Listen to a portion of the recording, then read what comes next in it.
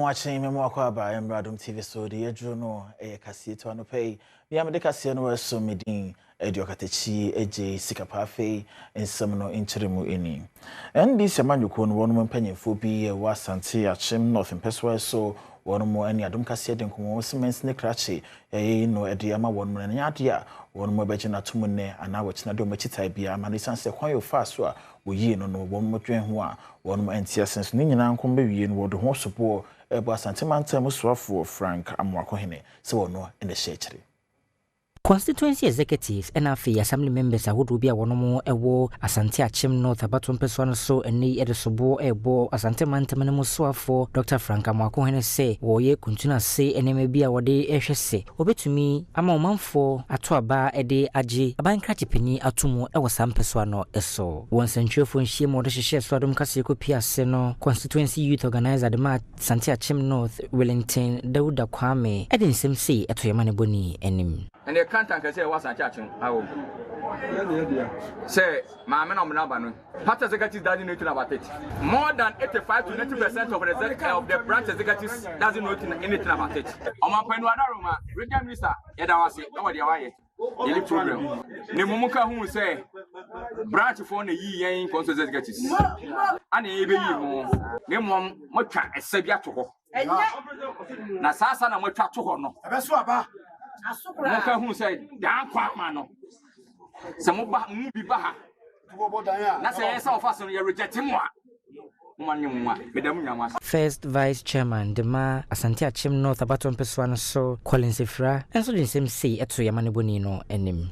We had the invitation from the presiding member and the coordinating director that the election will be held today.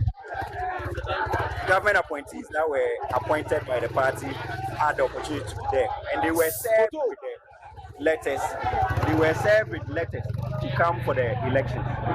Only for them to get there, the presiding member read a letter claiming to come from the regional minister, Dr. Frank Amwakohene, that their appointment has been revoked. That is the government appointees. One of the assembly members had the opportunity to ask where from the letter, and so if you are revoking the appointment letter, they were requesting for a copy of the appointment letter.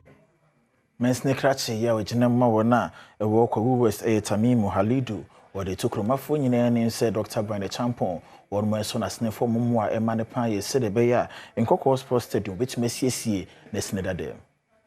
Mensne Krachi ya woko West Tamimu Halidu or they took Romafo nyina enemo say one more for machitai Emma Dr. Brian Champon Nejina ya West in Coco Sports Stadium opesa wasansu swesi ni biem Dr. Brian Champon ya onu yamra hye bedwani a wochinema wona ewu abetifi esi agina ye so den hye bi kwa kwa mu no ahwe ama mpuntu asanso bankoko ene ne mpotemo na se Mensne Krachi wo ho no mo echiremu adia emfa ho ne amanyoko opanyin no adon no ene kwan se no yosi akwan ede ma na ni sode ho no me can say Nkoko should develop no matter where the what do you call it, the development will come from, the source.